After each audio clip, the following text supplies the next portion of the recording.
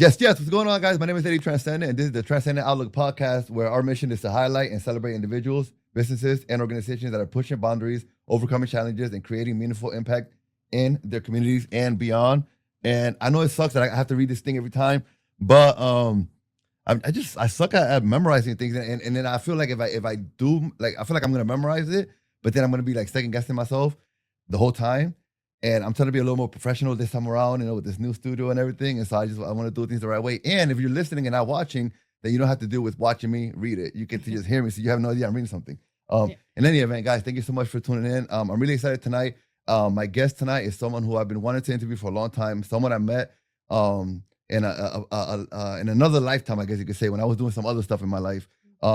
Someone who, when I met, I looked up to in a way because she was doing something that I thought that I wanted to do at the time, and I saw the way that she did it. And I know I'm speaking almost like in code, but we'll get to what she does in a little while. But I just want to share what she's here and kind of like looking at me. I want to share that the reason why she's here is because, I looked up to her. I saw the way she worked. I saw the way she worked with her, let's call it clients, and I was very moved by it because I looked at myself and I looked at a young me and I looked at how me working with her would have impacted me differently have I had her in my life when I was younger, if that makes any sense. It'll make sense in a few minutes. And so that's why she's here. Not only that, but I feel like her story and the story that she's gonna tell and kind of the journey that she's going into is gonna definitely impact somebody who's watching. And so if you're watching, please make sure that you subscribe to the channel. And you hit the like button right now. Don't wait. It's gonna be good. So just hit the like button now. Without further ado, Sheron Green, how are you? Hey Eddie, hey, I'm great. Thanks, man. I'm really happy to have you here. Again, I've been thinking about this for a long time, and because when I first met you, I saw you working, and I like the way you worked. I like the way you work with the youth. I like the way you work with the other people, I guess, who were Officers. who were under you, right? I guess you could say, Yeah, I supervise the officers. But your role at the time was what was your role at the time when I met you? Supervisor in the Stanford Juvenile Court. Okay. And so I saw you working with some of the youth, and I saw you working with your officers, and it just seemed like it was like a partnership. It seemed like it was like, hey, we're working together, Absolutely. And I think often when we think about a boss and a subordinate or whatever, a manager and an employee, you tend to see and you can tell like, oh, she's in charge, he's in charge. But when I saw you, it was like, oh wait, she's in charge? Because it not that you didn't give off like leader, but you gave off more like, oh, like we're in this together. We're a team. Yeah. And that's true. That's how I choose to lead. Yeah. I like to lead. And actually, when I was managing folks, I was like, look, I'm not your boss. Yeah. I'm not your boss. Yeah. I'm a boss, but I'm not your boss, right? Yeah. So and those are the relationships that I fostered. Of course. We are teammates. Yes. That work, juvenile probation, that's what I did. Did you have a philosophy as you went into that leadership role? I had someone here a couple of days ago. His name is Al Ramirez. And we talked about leadership and we talked about leadership styles, right? Yeah. And we talked about the importance of understanding that when you're a leader to someone and when you have people who are working, I guess you can say under you in a way, you work for them, they don't work for you. Yeah. And it's so, about service, yes, right? Yes. And so my thing is this: if you're too big to serve, yes, then you're too small to lead. Yes. Right? That's my philosophy is that if you're not in the work that we do with young people and families to serve, then you probably shouldn't be here. Yes. And so that's the relationship, that's the culture that I was intentional about fostering within the Stanford Court. That's where we met. Yeah. And the officers, listen, these are people. Yeah. That could have been your nephew. This could be your mama. Yes. This is about respect. We're catching folks at a real vulnerable time in their life. Yes. And so I was intentional. My style is more coaching. Yeah. Firm. I like I like folks playing by the rules, but I also want folks to learn, and I want them to understand that. The job is hard, but did that come from? Because obviously you didn't start as soon as you started. You had to work your way up. Yep. So did that come from your experience there, or is something you just had already? No, I mean, I think that certainly contributed to my experience, Yeah. right? But listen, I'm Bridgeport born and raised. Yeah. And I was born and raised in what at the time was called one of the worst housing projects in the nation. Yes. Father Panik Village, Yes. right? Yes. And so I think living in that environment for the majority of my adolescence Mhm. helped me to really understand and embrace like what type of leader I wanted to be, Mhm. what type of follower I wanted to be, Yeah, right? yeah. Because that was the jungle, right? And so that certainly contributed to how I was intentional about leading folks. It was about, listen, we got a job to do first. Yes. The service to young people and families, that's a non-negotiable. Mhm. So how we going to do this? Yes. And it's hard. You Yeah. know, they come in here, kids wilding. It ain't personal. Yes. How we going to do this? How we going to make sure that as an officer, you maintain safety, because that's what we're responsible for, Yes. safety in the community, but also that we push these young people to be their best selves. And so that's a dance that we had to learn how to do. Yes. And so I did it. I started first. I worked for DCF. Oh, right. okay.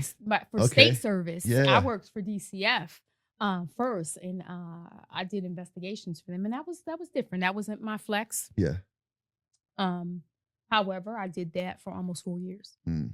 I always knew I wanted to be in service, human service of some type, Yeah. just because of my upbringing. Yeah. Right. Yeah. And I know, we'll get into that at some point, but knowing that there are people like me who cards stacked against them, Mhm. right? Yeah. Came from a teenage mother. My mother was 15 when she had me, right? Mhm. Grew up in one of the worst housing projects in the nation at the Yes, time, right? yes. It was 46 buildings of, I lived there during the crack era, Yeah. right? Crack hit the scene, everybody crazy. Father on crack, right? Mother who, by the time she was 18, had 3 kids, Mhm. right? All of those things stacked against you. You're like, somehow Yeah. I'm here, Yes, right? yes, I'm yes. here. I Yeah. by the grace of God, I retired Yeah. at 50. Yeah. Yeah. We're gonna get to that. Yeah. I interviewed Kelvin Ayala. You know Kelvin Ayala? I do. He Yes. owned a business in Bridgeport. Yeah. for Yeah. some time. Yeah. Yep. Yeah. He Yep. did. He does. He owns another business. Okay. And I remember when you said that about Father Panik, about it being one of the most, I think you said dangerous. The Time magazine actually called it one of the worst housing projects in the nation. And I remember specifically when I interviewed him about 3 years ago, he said the same exact thing. Mhm. And when you said it, it was like an echo of what he said. Yeah. I'm a little younger than you are. Mhm. And I didn't grow. I grew up around it, but I didn't grow up in it. Mhm. I didn't realize that it was that bad, or yeah. you know what I mean. At what age did you move into Father Panik Village? I was born there. You were born there. I was Okay. born there. Okay. I lived there. Yeah. Yeah. I was born 1974. Yeah. I moved in there in 1974. My mother, Okay. when she gave birth to me at 15, Yeah. she went to live with my dad's side of the family. Yeah. My grandmother scooped her up, and she lived with them at 15. And they were there. They were in there Father already. Panik. Oh wow. Okay. Okay. Yep. And she lived, and way back then, I think it was one of the nicer areas of Bridgeport with her dad and her grandmother. But when she gave birth to me, she moved in Father Panik with my grandmother, who had 8 kids. Yeah. Single mother with 8 kids in Father Panik. So that's where it all began. So you have 2 siblings? I do. My brother was deceased. He was killed in that's fine. He was killed in 1997. Oh, a while ago. Okay. Yep. Yeah. By a drunk driver. Yep. Damn. Yep. Yeah. Yep. He was 21.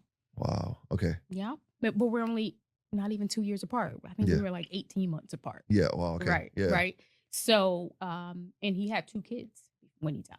Get out of here. He had 2 kids when he Crazy. died. Yeah. Yeah. Okay. And you have a sister? I do. I have a sister. Okay. Yep. Okay. Ooh. She's 4 years younger than me. So growing up in Father Panik Village, it was all 3 of you? It was all 3 of us. What was the did you feel any pressure, any weight on your shoulders of being the big sister? Was any feeling of that in you at the time? Yep. I was parentified. That's just what it was. Yeah. I was always what they would say older than what I, Yeah. what what I was, right? And I think growing up in those environments, you just kind of have to be, right? Yeah. Extra savvy. Yeah. You know how to parlay certain things, you know? Yeah. And so my grandmother who really raised me, my mom was 15. Yeah. Right. Yeah. And moving in with my grandmother, she was like the person who helped show my mother, like, this is what you do with a little baby. Because my mother was like, she tells the story, she was like, oh, all right, now what? But my grandmother had 8 kids as a single mother. So she came in. And she pretty much took your mother in as well. So that was like another kid for her. Another kid. Yeah. Because my mother was only 15. Yeah. Exactly. Yeah. So she took her in. Yeah. And she raised me. Yeah. Yeah, my grandmother, who was this, to me, superwoman back then. I mean, she already is to me. Just thinking about superwoman. She took your mom pregnant. She took 2 kids in at once, pretty much. And didn't ask for a dime. She's like, we got to do what we got to do. Like, that was always her mentality. Yeah, I love that. Let's get it. That's always she was. Let's get it. Love that. Yeah. And so how did you manage to maneuver that whole situation? Father Panik Village. I'm sure there's, drug dealers, and you're a woman. There's a lot of guys around. Like, how do you maneuver that? How do you maneuver it without tripping? And when I say tripping, I mean, falling into a habit, a bad relationship. How do you maneuver that? The thing was, when you're in it, like, we knew it was bad. Like, I talked to my girls, and we call each other cousins, family members who I grew up with in the village. We were like, yo, that was crazy. Remember that time we were coming from the store and we had to duck behind the dumpster because they were shooting? We're laughing. We were laughing then, but now I was like, yeah, that's crazy. Yeah. I think that's crazy. I think that was traumatic. And I think we should probably unpack that, right? Yeah. But I think it was just, you kind of knew, right? My grandmother, superwoman. Yeah. Try to keep an eye out. But I also had people at the community centers who were like, come on, girl. Yeah. Hall Neighborhood House, ABCD. Like, I used to. Hall Neighborhood right there. Yes, Yep. I lived at Hall Neighborhood House growing up, right? Yeah. So I would go home when it got dark. Yeah. Hall Neighborhood, and they're still there. They're still doing great things. They're in the neighborhood. Yes. Making it happen on the east side. Like, they've always been a staple. And they have, for the majority of my adolescence, that's where I went to. Wow. We didn't have food. I knew I was gonna get something at Hall Neighborhood House because we would make these little dishes and stuff. They had cooking classes and stuff, so I would be there. Awesome. Have you been back? You know what? It's been years that since I've been back, but no, I haven't.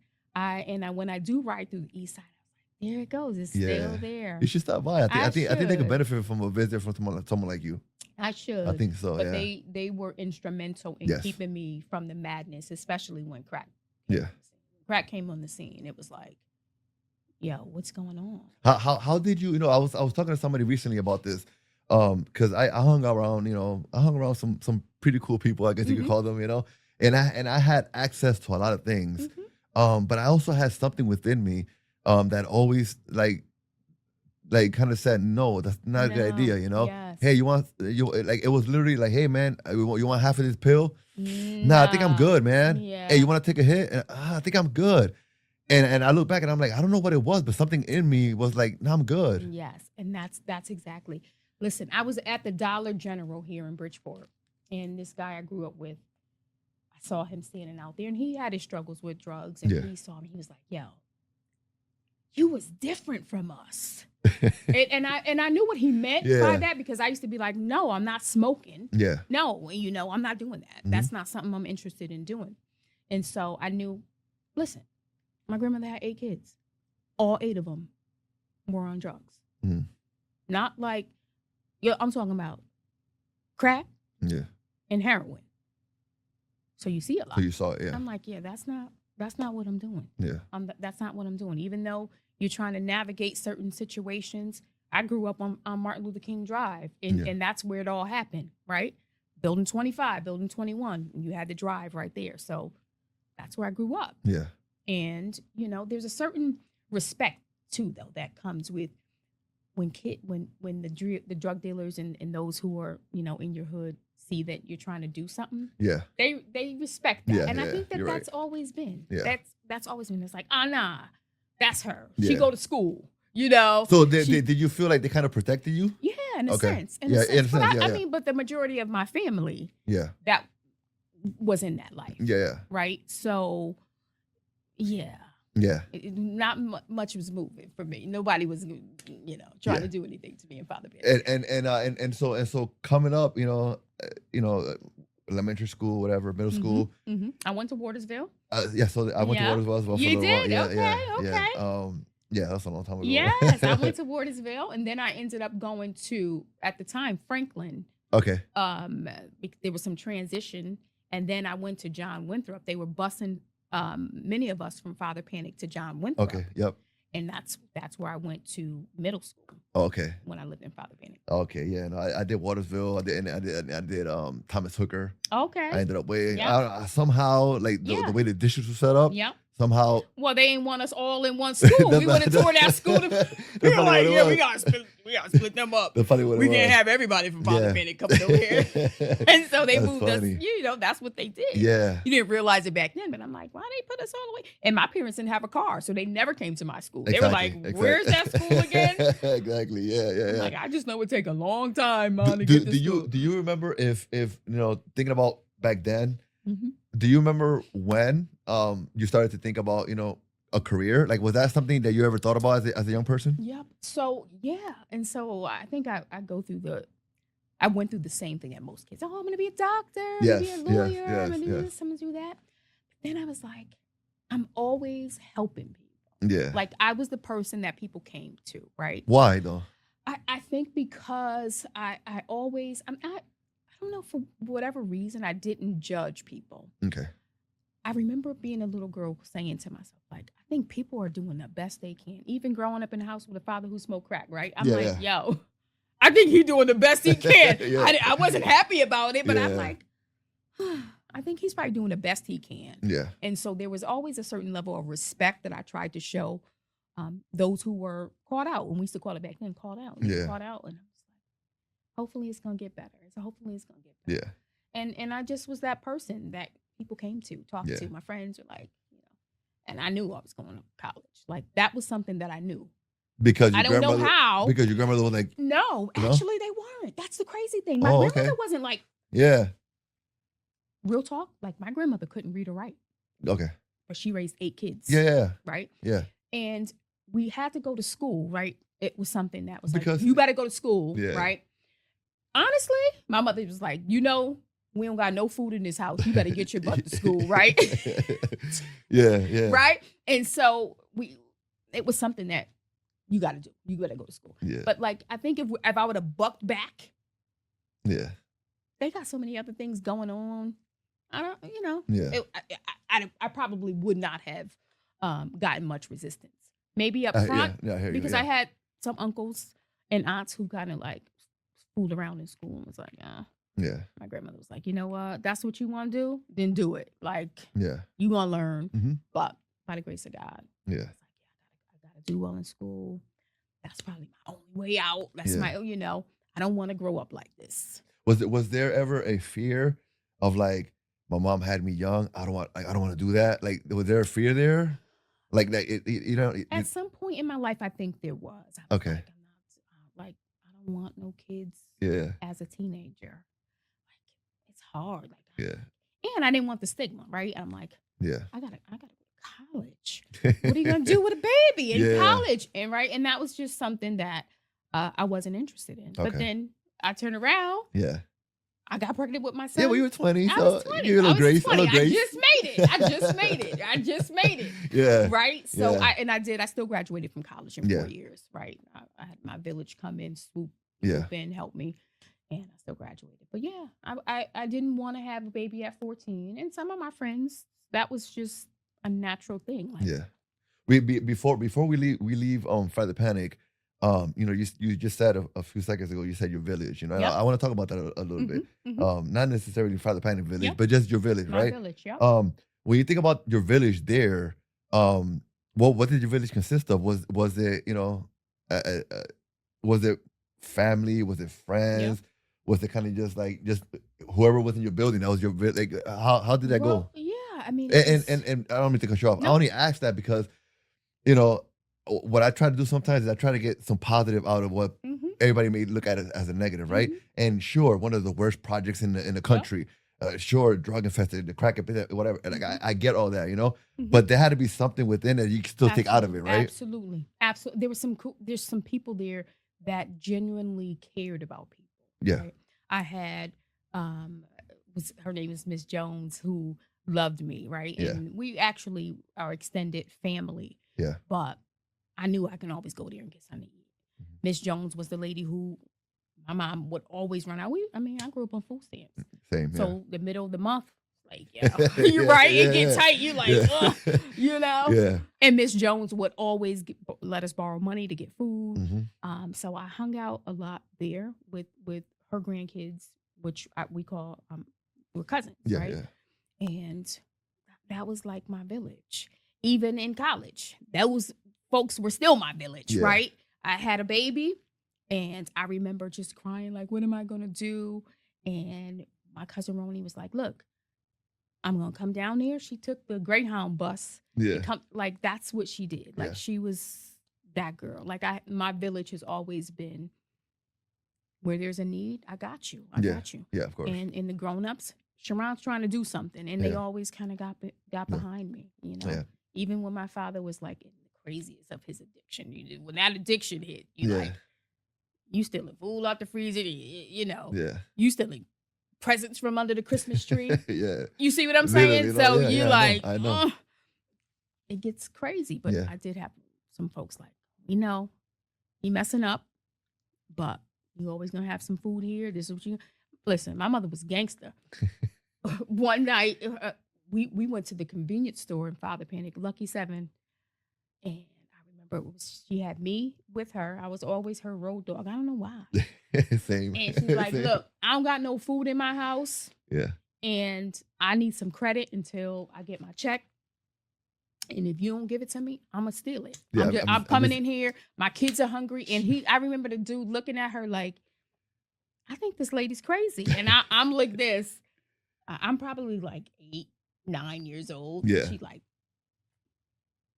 what is going to be? And he was like, go ahead, get what you got. And my mom was like, what we going to do? We sitting here looking crazy at each other. Yeah. We got to eat. And I just remember we were laughing about that the other day. That's she was crazy. like, I was a little out there. I said, Mom, you still out there. But that's, that's what makes you, right? Listen. My mom, and since we're telling the story, my mom, listen, we lived on Jane Street, Jane and Pembroke. Mm-hmm. And there was a store all the way at the beginning of East Main Street called Flores Grocery Store. Mm-hmm. It was right next to La Familia restaurant. And Flores Salvador Flores was his name. And he would do stuff on credit. Yeah. But he was tired of my mom. He was tired of her. Yeah. Man. And my mom would send me from Jane Street all the way over there, walking all the way over there. And she said, this is what you're going to do. You're going to walk in there. Here's your list. You're going to grab all these things. You're going to put them all on the counter. You're going to wait for him to punch it all in and bag it up. Say, I'm going to pay you. And once it's all bagged up, then you got to let him know it's on credit. Yes. And I did it. I was and you like, yo, why is she doing to this day, I don't like asking questions. I'm shy about like whatever. Yes. My wife gets mad at me. They just ask. No. You ask. Yo, and I think that really did a number on me. Of course it did. Of course, it's traumatic. You're like, yo, why are you sending me? And so he's there. And he's like, all right, papito, the total is whatever. And I'm like, mommy said if you could just put it, on her. Yes. I'll tell your mother, show me this. Listen. And then you're taking the brunt. Yeah. Phillips Shoe Store was on East Main Street way back in the day. And my mother would go in there and get stuff on credit. She was a gangster, so she taking off our shoes. We're trying on things. And I'm like, I know she don't got no money. Like, what is she doing? Listen. And so she putting our shoes on. It's me and my brother, right? Oh, my God. And she's like, oh, he's talking. And he's like, Linda, you going to pay me? She's like, I told you I'm coming the 16th of the month, blah, blah, blah. And so she's like, Sheron, get your shoes. And I'm going to myself. And I'm a little hesitant, like, yeah, I know you don't got no money, right? So she gets her shoes and she's like, listen, my kids need shoes. They're about to go to school. Would you send your kids to school with these shoes on? And so, listen, he was like, I can't believe this. And I remember seeing that white man's face and she was like, I don't care what he's saying. My kids need school shoes. I don't have no money. Yeah. Is that until the first of the month or the 16th, one of them? Yeah. And she's like, you gonna get the shoes. So, and to this day, I'm like, don't ask for no hookups. You don't need no hookups. You don't. And I'm like, what do you mean? He's like, you could get a deal. I'm like, no, just give whatever they're asking. I don't. Listen, and that's traumatic. Listen, I'm a veteran, Sheron. Yeah. I'm a veteran. Yes. And I don't even take advantage of that. Traumatic. Like we'll go to like, you know, a theme park or whatever. And my wife is like, oh, look, they have a discount. I'm like, I'm good. No. But you just ask them. No, I'm good. I'm like scared to ask the question. And I know I'm I good. Relate. You know? I relate. But to that whole thing, you know, the community was different then. You know, the people who own the corner stores, like it's almost like we were all in it together. You know what I mean? Yep. And so sure, you know, the guy would get upset at the grocery store or whatever.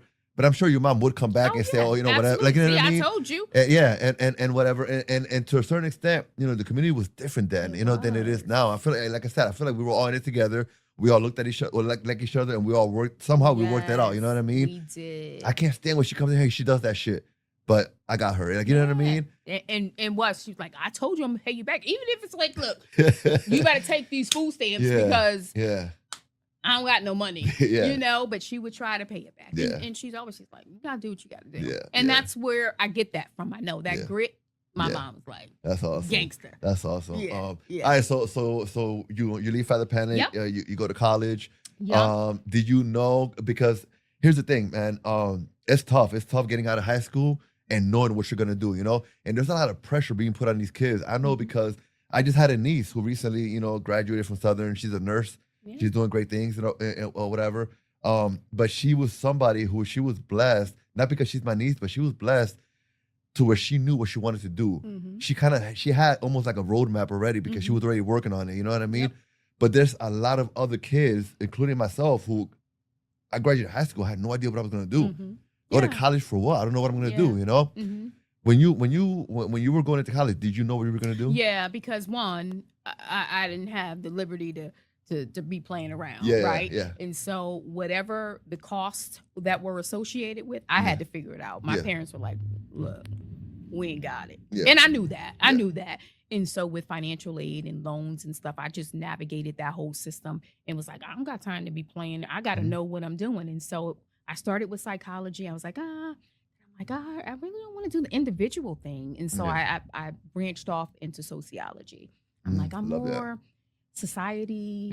You know, I want to know like why societies are functioning the way that they do. And it gave me a whole lot of insight into where I grew up. Panic. That project, like living in that environment and, you know, the hierarchies that existed, the cultural things that existed, the practices, the things that, you know, that went on there gave me a lot of insight. So I decided to branch off into sociology. Okay, and that's what I did. So you're I'm assuming your first degree, because I'm assuming you don't you have more than one degree, right? Nope. I got my bachelor. Yep, I got my bachelor's degree. Because this is what you seem like a super like an overachiever. This is what happened. So I'm like, oh, here we go. I'm getting my bachelor's degree. Right. I told you I had a baby, right? True. So I'm like, I gotta bust a move. I got a job right out of college, and then I'm like, I'm going back for my master's. This was in '96. I'm like, I'm ready to go back for my master's at Southern. 30 years ago. Crazy, yeah, right? Yeah. And then my brother gets killed. Oh shit. Okay. Yeah. He had 2 kids. Yeah. And I'm like, I gotta pivot. Like, how does that work? My resources, everything. I'm always kind of like, I can't spend any money on a master's degree. I got my niece and nephew who got to now get through this life without their father. And my brother and I were like this, right? So when we actually lived in this house on Monroe Street in Bridgeport. I lived on the first floor. He lived on the second floor. Like, that's how it was. We were mad close. Yeah. And so when he died, he was killed, all of a sudden, it's like, what do I do?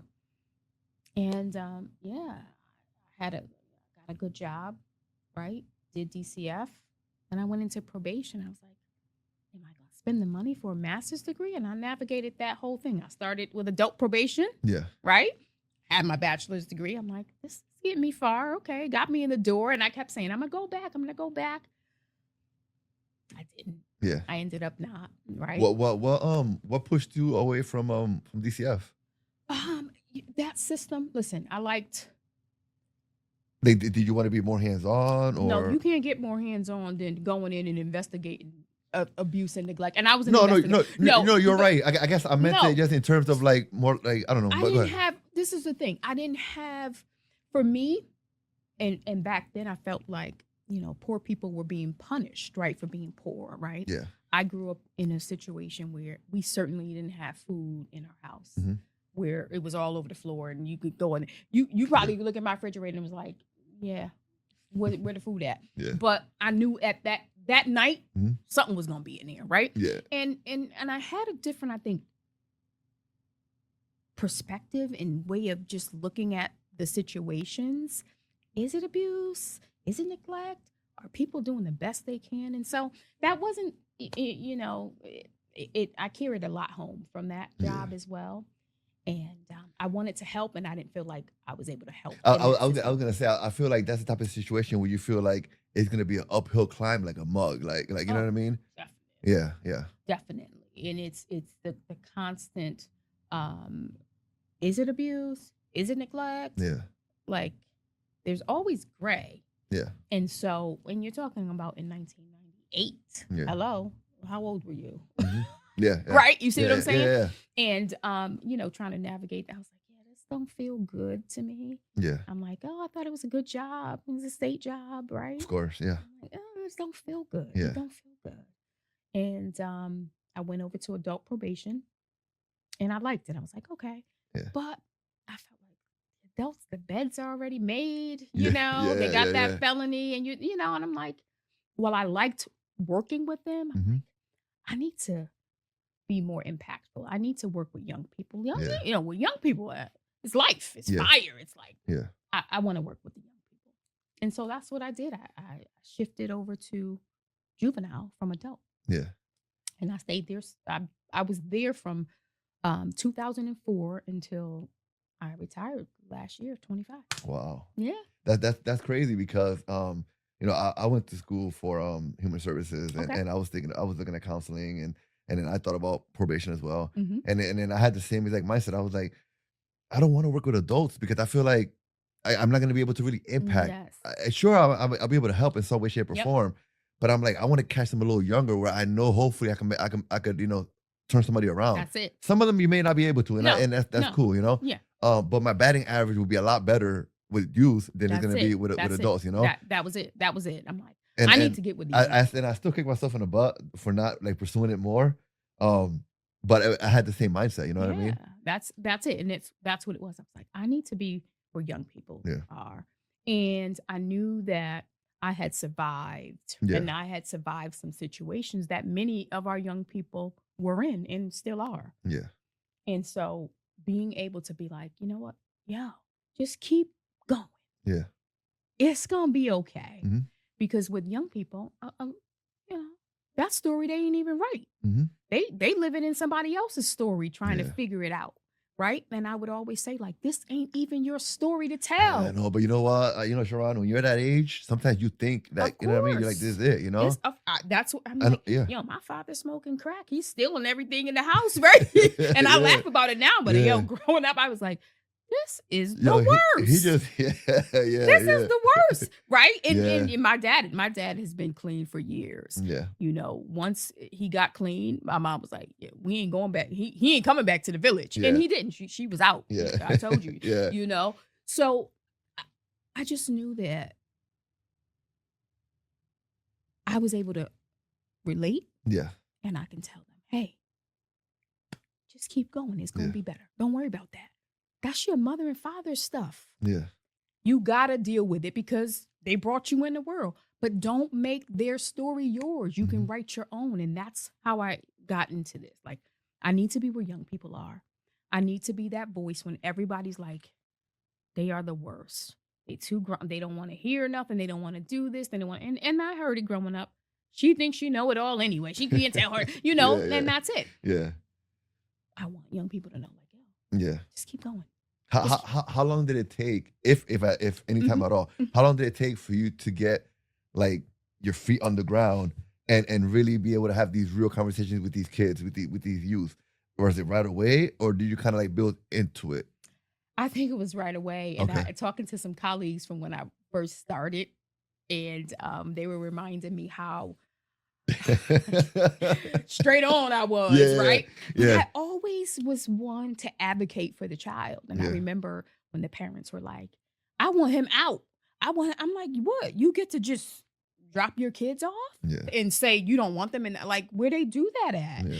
And folks being like, yeah. And I'm going, you think you can just drop your kids at the courthouse and be like, they don't want to listen? I'm like, this is the roller coaster. This is adolescence, right?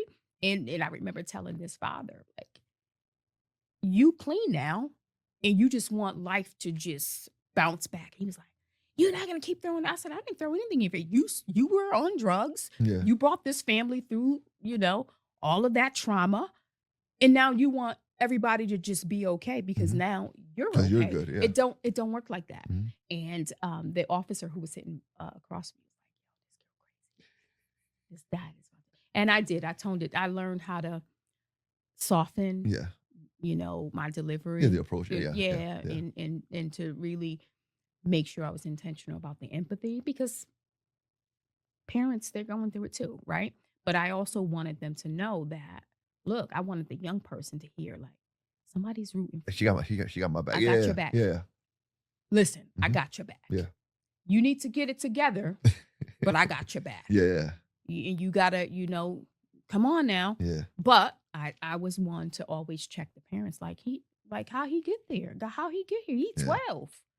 Right? And parents having to pause and think like, I guess she's on. I'm like, listen,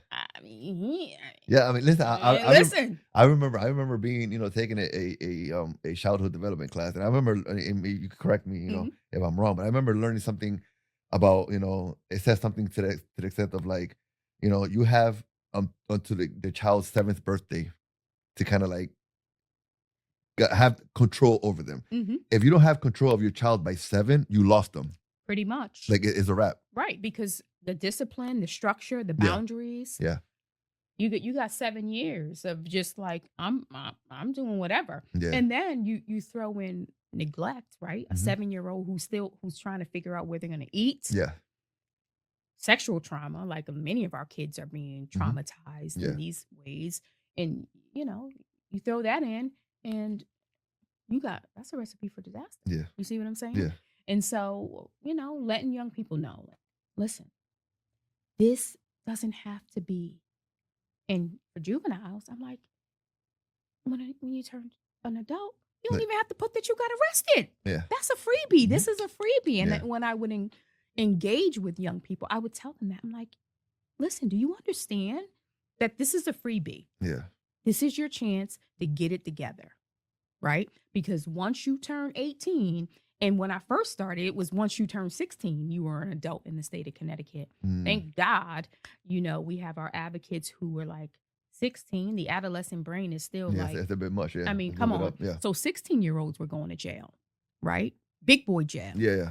And so I'm like, you got a freebie. Yeah. You're 13, you're 14. Yeah, you got arrested. Okay. You don't even have to tell anybody that. Just keep it moving. Yeah. Keep it moving and just trying to breathe some life into situations.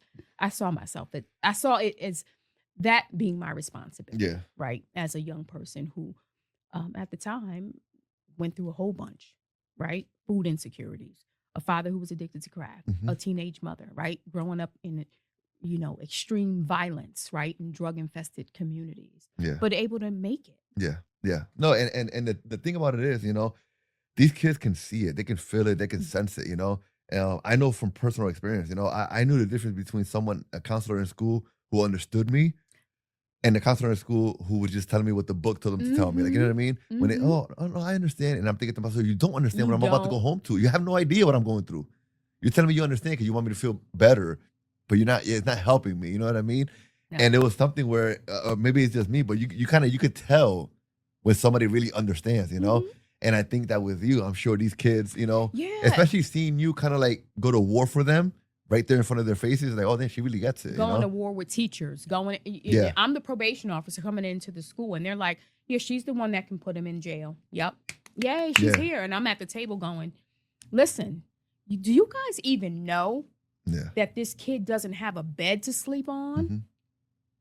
Like, yeah. You want him to come here and do what? Jumping jacks for you guys? Like, he's trying to navigate situations that none of you would be able to deal with. Mm-hmm. So let's give him some grace and coming to the table and being that voice. Most times people were like, oh, she ain't gonna do nothing. She ain't gonna put him in jail. And it's like, no, if there's a safety risk, they're gonna sit down for a minute. Yeah. Like, that's just what has to happen. Mm-hmm. And they always knew that, anybody I supervised. Yeah. But they also knew that I was gonna go the extra mile because I think that's what we should be doing as public servants. We're there to serve. Yeah. Do you feel, and this may be a little controversial, you don't have to answer if you don't want to, but do you feel that in some ways we give up too quickly on some of our youth? Yep, I do. Okay, and I say that because, and again, listen, I was a mess, so I'm not trying to say, you know what I mean, but to a certain extent, I felt a little bit like I kind of give up on myself too, so I take that responsibility, that I'm accountable to myself. But to a certain extent, I felt kind of like, because of how I was and what I was doing, it was kind of like, oh, let's just worry about these kids. Yes. And, you know what I mean? And once you get put into that box of like, oh, those are the troubled kids or whatever it is, like it's hard to get out of it. It's hard to get out of it. Those stigmas stay with you. Stigma, and so, the Bible says, right, whatsoever a man thinks, so is he. So if that's what you're saying, this is what you should be doing, right? Yeah. This is what you're doing anyway. So I'm going to put you in that box. You're going to stay there. That's usually how they behave, right? Yeah. And that's the thing was this. Adolescence is hard. And I would tell parents that you think like, this is hard. Yeah. And you're going to have these ups and downs, right? And you throw in all the stuff that these kids are hit with. And then you try to tell them to figure it out. Yeah. Oh, no. You know what? You don't want to do right? Peace. Yeah. And it's like, but like, what are they supposed to do? Yeah. Who's supposed to be present for them? Right? And so that's always been my thing. It's like, you just need one person. You just need one. Yeah. One person in your corner. And sometimes you like, I got this. Yeah. Right? You ever been in a fight, right? You like, and you see your boy coming down the street, you get that little extra, like, okay, let's get it, right? And that's what it was like. If I can just be that one, I'll be your person. I got you, right? In understanding, I'm gonna have this. And as a mother, when my boys, I 2 boys. Listen, and I'm like, I think they trying to put me in jail. Like there were times where I'm like, yo, they trying to send me to jail. I know that these boys is trying to kill me. I know that. Yeah. But adolescence is hard, and so when in what year did you start with the juvenile probation? I'm sorry. 2004. So 04 to 2025. Yep, juvenile. So juvenile. There's when you think about just society, when you think about just what's going on, outdoors in the streets. Technology, just a lot changed from 04 to 2025. A lot. I mean, I graduated high school in 03, 04, whatever. 3, I think, and I joined the Army in 04. And so I think about that, what life was then and what it is today. Different. How did you maneuver? Because I'm sure that the battles some of these kids were the fights they were battling through were different in 2025 than they were in 04. Absolutely. But and the sad part is that they're going through way more. Yeah. Right. And I speak to some of the folks that are still doing it when I started out with me, and they're still doing it. And they were like, these kids are different. And I'm like, I know. Right. We got 10-year-olds who come to the system like arrested 7 times, 8 times. Like, he's a baby. Like, what are we doing? So, the situations are harder. We got kids, the exposure, right? To everything. They can see everything. They see people fight. They see everything. There's no veils. Like, hey, here we go. We do anything, you expose them, and then you mix that in with the adolescent brain. We got some problems. We got some kids who we call them heavy hitters coming in to our systems, right? These are our really high risk, high need kids. Yeah. And so as a system, right, I started as a probation officer. I went to a supervisor and then regional manager. That's where you get to affect some systems changes. You're like, hold up. we got a group of kids who, listen, they running the house, they paying the bills. Yeah. So trying to get family counseling to come in here. Mm-hmm. Yeah. Hello. Yeah. He paying the rent. How is mom going to be the authority figure? We got the 16-year-old paying the rent. Yeah. Hello. Having to pivot. How do we still help? Yeah. Knowing that, you know, we're being faced with more adversity, more challenges, lesser, you know, less resources. Mm-hmm. Yeah. If you're a helper, Eddie, you're a helper.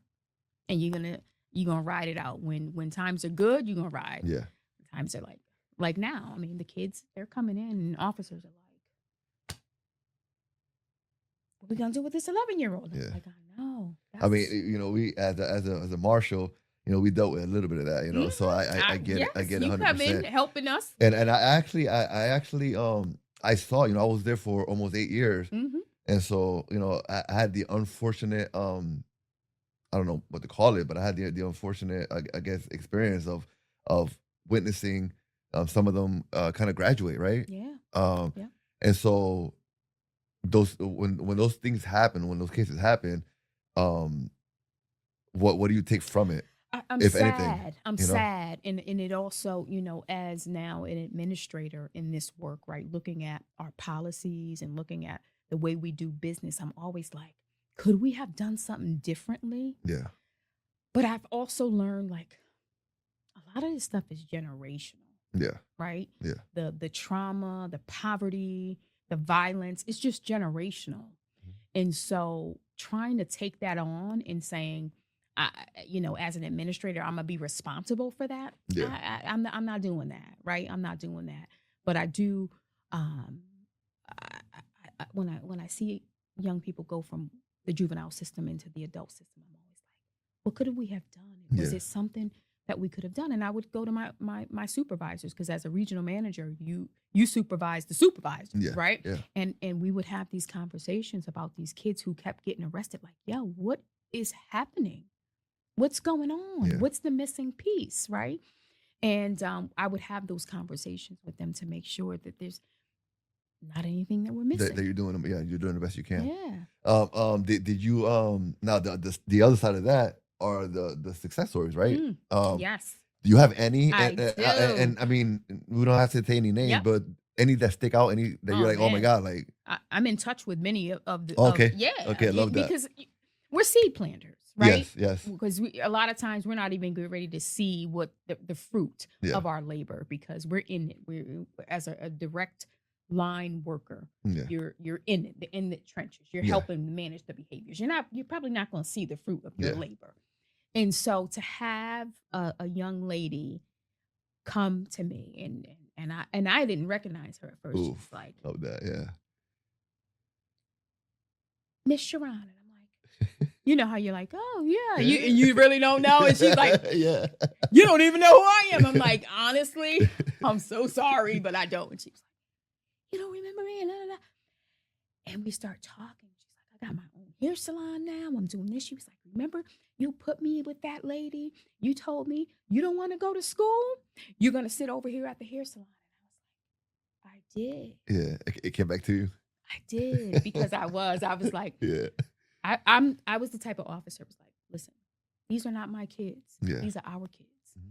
I have a young lady who's interested in doing hair. No, she's not old enough to work in a salon, but she needs somebody to mentor her and show her. But then you lose touch. Yeah. And she was like, I got my own hair salon now. And I'm That's like, what's up, man. that's what's up. But those are the happy endings. Yeah. But you're talking about 18 years later. I run into her in Norwalk, where I supervised her as an officer on the ground. Awesome. That's awesome. And she's like, I got my own salon. And I'm like, that's wow. Awesome. And the fact that she did, like she remembered you, right? Absolutely. That means that you had an impact, you know? Yes. And I, for me, you know, I was at the movie theater once. Mm-hmm. You know, whatever, movie theater, Mm-hmm. movie's over, we go to the bathroom, and this guy comes out of the bathroom, and he's like, yo, what up, man? And I'm like, I have no idea who this guy is. Oh. So I don't know if it's cool. I don't know what's going on. Because he's like, yo, what up, man? And I'm like, what up? And he was like, what's good with you? And I'm like, not much, what's good with you, bro? And he comes up to me, and he was like, give me a second. Hey, yo. And he starts calling this other guy. this is the guy I was telling you about. And I'm like, oh man, I'm hit. Like, I don't know what's about to happen, you know? What's going on? And the guy comes over, he goes, oh, you're Martinez? And I'm like, yeah. He's like, oh, he was telling me all about you. He said that he was locked up in Stanford. You took care of him and this and that, whatever. And I'm thinking, I'm like, oh, yeah. That's what's I still have no idea who he is, right? Right? But then I'm like, oh man, like, you know, it's important to take care of people because people remember that stuff, you know? And the guy's like, he can't stop talking about you. You're like super cool and this and that and whatever. You give him a chance.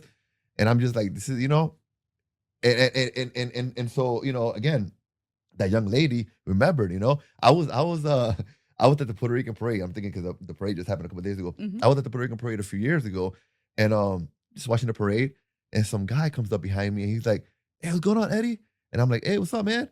And he goes, "I know you don't remember me because you probably talked to a lot of kids." Yeah. He said, "But a couple of years ago, you spoke to a class of seniors at Housatonic, and I was in there." And I'm like, oh, for real? He was like, yeah, man. And you don't know, man, that talk, like, it changed my life. He said, right, that's what it's about. He said, it changed my life. He said, I'm doing good, man. He said, I just want you to know I'm doing good. He said, I know you don't know who I am, but I want you to know because of you, I'm doing good. That's what's up. And I'm like, what the heck? That's what's up. I had an encounter like that at the Dominican hair salon, right? I'm getting a blowout. Yeah. And the girl was like, listen, you don't know me. Yeah. And you're not going to remember me, but I'm going to tell you. You came and you talked to us.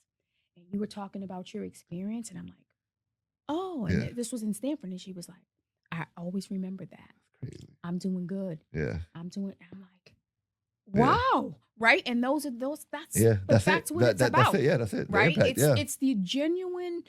You want to genuinely see people do better, and that's what it is for me. Like, I want to see people win. Yeah. I want to see young people who, you know, have really just played the hand they were dealt. Yeah. And just make it. Yeah. I want you to make it. I want you to. How do you maybe I'm assuming that you don't take things home with you. Mm-hmm.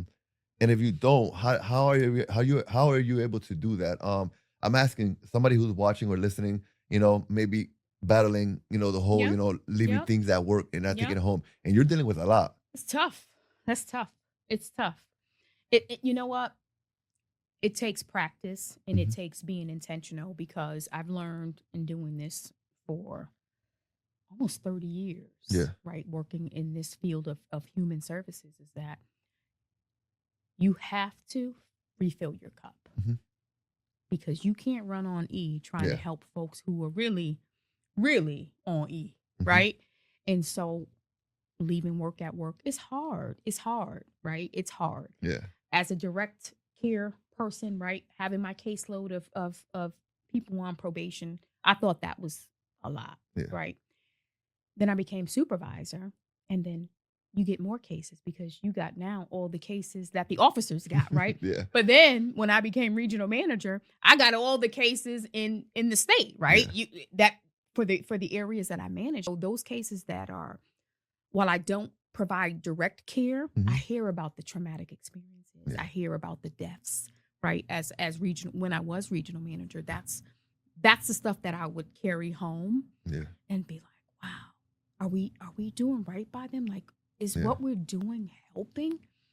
And then I would have to say, you know, we're doing the best we can, right, with what we have. Yeah. And there are going to be some kids, due to, you know, certain situations that are going to succumb to violence in the street, that are going to succumb to suicide, right? But that's being intentional and saying, I got to leave this here. Yeah. I got to be present for whoever I'm responsible for at home, because they don't deserve it. I would always say they don't deserve that. And that's what that was going to be my follow-up question, was going to be, you know, in terms of, like, you know, a relationship, right? You have a relationship, you have someone at home who also has his own stuff going on, right? Who's an officer. Yeah. Right? So he has his own stuff going on, you know? Yeah. And so how do you handle that? How do you balance it? Ground rules. Okay. So the ground rules were, all right, you got 25 minutes, 30 minutes. We need to process this. Let's talk about work. Then that's it. That's it. Right. Yeah. Because, or else that's all we would talk about. Yeah. You got 30 minutes. All right. Yeah. Both ways. Yeah. And then I love that. That's it. Like, you got to focus. You got to be, I mean, relationships. Yeah. I'm waiting for Webster to turn that into, right, a verb, marriage, because it requires action, right? And being intentional about, like, putting in the work. Nope. We ain't talking about work tonight. Can you just give me my space? Like, Like I'm saturated. And that's a word that we come up with, my husband and I. I'm saturated. I'm done. Like, I don't want to, like, no, I've had enough. And then it's kind of like, all right. Yeah. Because that's all you would talk about. Because we both are in that work. Which is good, right? In a way. Yeah. But in a way, it's like. And he took my job in Stanford. Did he? He's now, yes. He's been the supervisor in Stanford now since, like 2022. Oh, okay. That's so he manages but the thing is so I just missed them. I know. So Stanford no longer has court in Stanford. Oh, no? They got to go to Bridgeport. That's the difference. You have a whole juvenile floor in Stanford? Not anymore. So what? So they're just not doing anything there? No, it's housing. I think it's housing court or something. Housing was yeah, they moved. It's been a while. Housing was third floor, I think. No more juvenile court in Stanford. Anyways, damn, that's crazy. It's in Bridgeport. Yep. Is there any reason or just during COVID, they were, that was the main court, and they just never reopened for juvenile, and now all juvenile cases go to Bridgeport from Stanford. Crazy. I know. That's insane. Now, moving up from supervisor to regional director, regional manager. Manager. Talk to me a little bit about that. Was obviously you made the move because you thought it was the right move. Mm-hmm. Once you got there, did you feel like it was the right move? I know that it probably gave you the opportunity to have more of a say, maybe changing some things and whatnot, and I get that.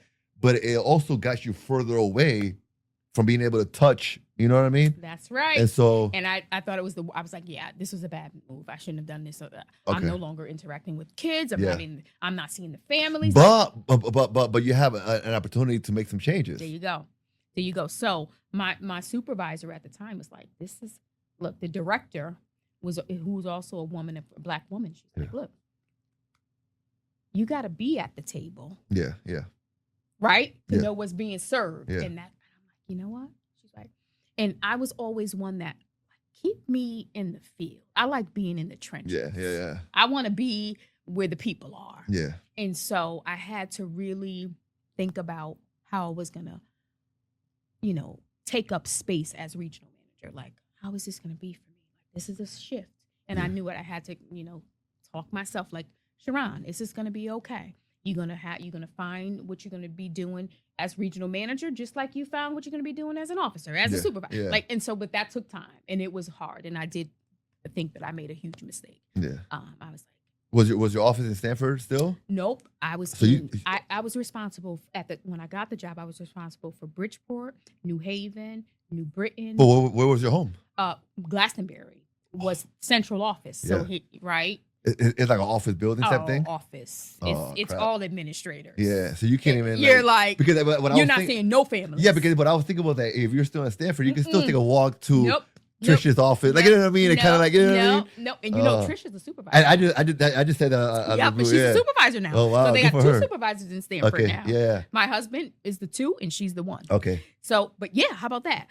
But so at least if you're there, you could take a walk and kind of like, get that off real quick. Like, you know what I mean? You're up there with the executive director of the judicial branch because as regional manager, I was third in charge. Yes. You got the executive director, the director, and then me. That's crazy. Right? Crazy. Yeah. So you're like, you don't see kids up here? No, like, oh man. Wow. But if I wanted to really be the voice for people who don't know what it's like to not have food, who don't know what it's like to have a drug addicted parent, to say, here we are making these rules for kids who are court involved, like they are orders and they run the risk of incarceration. Like, listen, you gotta know, like, this is sometimes not something that they sign up for. Mm-hmm. Many of our kids are just trying to figure it out and play the hand that they're dealt. Mm-hmm. It's not like, and there are some kids who, listen, two-parent home, come from great things and still want to hang out in the street. Like that happens. Yeah. But for many of our kids, they're not going to school because mom didn't have the money to do the laundry. Mm-hmm. They live too close to get a bus to school, but too far to walk. If she only gets paid once a month, we got some issues with transportation. Mm-hmm. So figuring those things out and bringing those conversations to those tables is what I saw as being my purpose at that point in time. Yeah. Like, Sheron, you have this life experience that not many people have insight into, right? And share that at these tables when they're talking about legislation, when they're talking about, how often we should see people, when we should see people, what happens when a mother can't make it to court, like all of these things. Like, guys, our people are going through some real struggles. And so having the opportunity to be at those tables, I think we're a blessing. Yeah. Now, so 20 years probably went by super quick when you think about it, Mm-hmm. And so you get to the point where you have to make a decision now, are you going to hang on for a little longer, or are you going to leave? And you made the tough decision probably to go ahead and retire. Yeah. What was that process like? It was crazy because I was like, what are you? I'm 50. I know I still got some life. It's nuts, right? Yeah. And so I'm like, what are you gonna do? And at first I'm like, I'm just gonna do nothing. Yeah. I've been working since I've been 14. Yeah. Right? Like legitimately working and contributing to my household. Yeah. And so I'm like, you know what? Maybe I'm gonna do nothing. But then I'm like, that transition was tough. It was tough. It was tough to do nothing. So I garden in the summer. I'm a huge gardener. I love my gardening. And so that took up my time. I'm like, I get to do this. I get to do that. Yeah. It started getting cold. I'm like, nobody's home but me right now. Yeah. I don't know. Sheron, what are you going to do? And so I've spent 25 years as an officer in some shape or form, right? What now? But hold on. Let's back up a little bit because, you made it with your hard work and your dedication. Yep. You had a pretty high position within the department. You just said you were third in line. I think you said, right? Third in charge. And that's not easy to come. And depending on how old you are when you come in and who's seniority and whatever, some people may never even sniff that. Like, you know what I mean? And so you're there. Was it easy to let that go? I mean, you're somewhere where you just said that you're at the table, and you can actually implement change, like, you know what I mean, or at least have a big voice within, whatever. How easy was it for you to let that go? It wasn't easy, but I was at a point where I was like, as regional manager, you hear you really are only hearing about the bad situations, of course, right?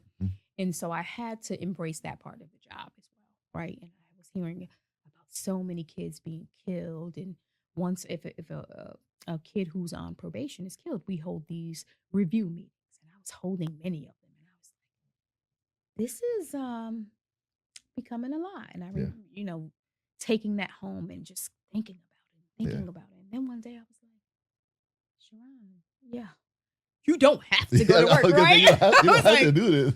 Yeah. And, my husband was like, you can just retire. I was like, you know what? You're probably right. I'm probably going to. I think this is heavy. And, the work is the work. I think that for the rest of my life, I'll always serve in some capacity where it involves young people and helping young people. Like, that's just what I see my purpose and call. But I needed to step back and kind of like remove myself from the traumatic part of that work, because that, we call it vicarious trauma, where it's not my stuff, but it is my stuff. You know what I mean? Where you're constantly talking about that. And I'm like, we got some young folks in the agency that can come through and do this work effectively and still are hungry and still are passionate about the work. And I'm like, you got next. Okay. I'm gonna go ahead and I'm gonna go ahead and bow out. And that's where I was.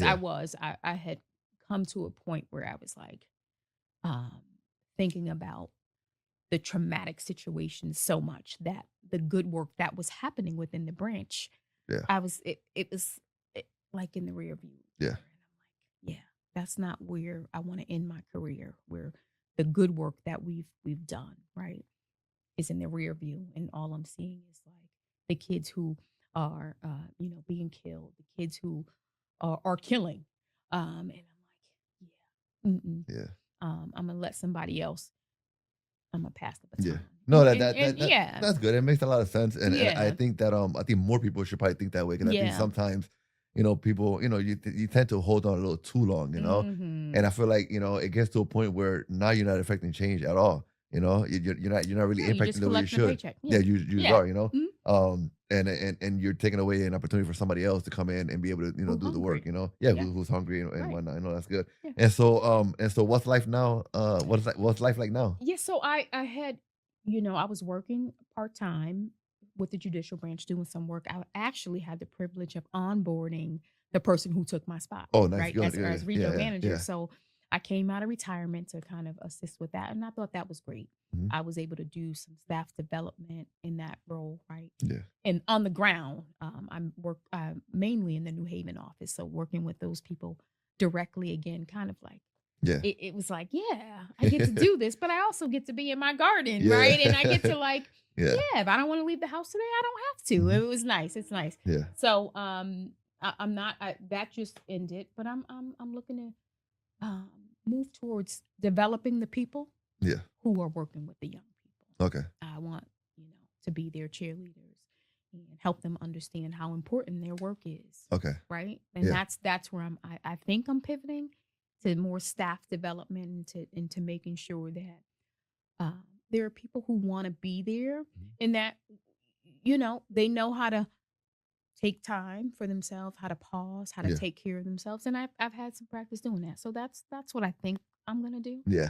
As of right now, that's I mentor kids. I have these girls who I mentor. I'm always called by folks. Sheron, can you come? And I, of course, right. This girl who's not going to school, who's not doing this, who's not doing that, and just kind of, they just need somebody. And I'm like, let's get it. Yeah. And so that keeps me busy and connected to the work. So I don't know exactly what, and I like that. Yeah, and I like that for me. Not knowing exactly what the plan is going to be. Yeah, well, you don't know what the plan is, but you're also in a good place, right? I am. Where not knowing is not gonna kind of destroy you, right? That's really good. Which is nice, right? Definitely. And then you also have your husband, right? Yep. Who's also taking care of things. You know what I mean? So which is that's amazing. That's really good. Yeah. I think that this whole talk has been great. I've learned so much. I've learned so much about you. Yeah. And I feel like I don't know. I feel really good about this. I think it was good. Before we go though, Father Panik Village is not there anymore. Nope. But the struggles that were happening in that particular housing project is still happening, Absolutely. Not only in Bridgeport, but in other cities and towns in Connecticut and in other states as well, And there's a lot of other little Sherons running around, who are just trying to figure it out, Dad is messed up. By the way, before we even go there, your dad, he's doing really well now, and that's good. Do you guys ever kind of look back and joke around? He goes, he's always like, was it really that bad? I'm like, Dad, you stole all the presents from under the Christmas tree. He's like, yeah, it was bad. And so, we talk about it and laugh about it, but he's also a helper, right? Okay. He's a helper. He gives back, to men who are addicted to drugs, and alcohol. Yeah. Like that. He is given his life to serving others, which that's, I think that's why God. Honestly, I believe that's everybody's purpose. Yeah. In some way, shape, or form, give. You got to. I don't like to say give back. Just give. Yeah. Don't make it seem like it's a duty, like it's some kind of no, just give. Yeah. We all have something to give. Just give. Yeah. And speaking of giving, I would love for you to maybe give, a little girl out there who, again, maybe is going through something similar. Yeah. Maybe is just trying to figure it out. Maybe just some words of wisdom that perhaps you would have wished you got, or maybe you got it from your grandmother. Who knows, right? But just something because I feel like too often it's hard for someone to see beyond their circumstance, beyond where they're living, beyond their parents, and their failures and whatnot, and it's hard to see themselves in something other than what they're seeing around them, and I feel like you can be someone that somebody could look at and say, oh, I could do that too. She did it? She's 51. She's retired. That's crazy. It's crazy. Like, I want to do that. For food stamps, right? Yeah. You coming from food stamps and not having food. Like, I'm not going to work. And so if you could maybe, just share, I would tell that little girl, just hang on. Mm-hmm. Hang on. Forgive whoever you need to forgive, because that's freedom. Hang on. And if you keep hanging on, it's going to get better. And I believe that wholeheartedly. Some days you don't know, what else can life bring? Just keep hanging on. Keep standing. Find somebody like that you can talk to. Yeah. But just keep holding on. Really. And don't own stuff that's not yours. And that's the thing I tell young people. Like, that's not your stuff. Give that back to your mother. Like, you only in this story because she put you here. There's going to come a time when you're going to have your own story, and you're going to determine how that's written. Boss up that way. Like, this ain't gonna get you nothing but jail or dead. The way you moving, and so I think that's the credibility that is within me. I can say that, like, matter of factly. Like, stop moving like that. Just listen. This is going to get better. Write it out. You ain't asked for this. Be a boss up. Maneuver through it, and it's going to work out. It's going to work out. It's going to work out. That's what I would tell him. I love that. I never heard somebody put it that way in terms of, like, that's not yours. It's not yours. And because I think I'm guilty of the same thing where I'm like, but my mom, but my dad wasn't around. But that's not you, man. Like, you know what I mean? And I love it because I never heard somebody, and I wish I would have somebody tell me that. Like, that's not yours. Yeah, I love that. That's theirs. Yeah. They put you as a character in their story. Yeah. Right? You didn't have a say about this, but you will. Yeah. Trust me, you're going to have a say. Listen, get through this. Yeah. This is their story. I love that. We're going to have a little fun real quick. Yes. Just some questions. If you watched any of my interviews all the way to the end, that I have some questions I always ask. So you might be ready. You may not be. But I want to know, what's your favorite dish? Actually, Greek salad. I love feta and chicken. Okay. Chicken Slovaki. Yeah, that's probably my favorite for now. Right? Is there? I mean, you could probably make that at home, right? But is there a particular spot that you're like, oh, that spot, Because I'm gonna tell you what, and they're not there anymore. But the Bridgeport Flyer, the diner. Yeah, the diner. Yes. Stratford, Devon, I think it is. Yep. They're gone now, but they had banging salads. Yes. Yeah. I like Jordan's in Norwalk. Okay. But I grow my own lettuce. Okay. I grow my own cucumbers. Listen. Yeah. I'm putting my own salad together. But yeah, I like, Jordan's is probably the best for me for Greek salad. Who cooks at home? I do. I cook. Your husband? No. I only ask that because I'm only asking. There's nothing against him, but it seems like this day and age, a lot of men are cooking. Yeah, no. I'm pretty traditional in some way. Yeah. Like, that's my space. Yeah. I got. I cook. I love cooking. Yeah. I'm in the kitchen. My husband can't cook. I think he makes, I don't know. Yeah. Like, he wants some hot dogs, something I can do. I'm a provider. Yeah, Don't worry about that. Listen, I'm going to make sure you got the food. I got you that way, right? But no, he's not cooking. I'm cooking. I'm cooking. And I've been cooking. On the college campus, I was the grandma, you would think. Yeah. But I know how to cook.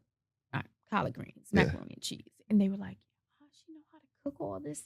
Like, you go to college. I was 17 when I went to college. Like, I can cook a whole meal. When you're in the kitchen, is your husband allowed? Yeah, he doesn't want to be, though. Okay. Because then he want to. Yeah. Dad, can you? He's like, yeah. When is it going to be done? I'll be over here. Let me know. Yeah. What's your favorite song at the moment? I like gospel music. Okay, okay.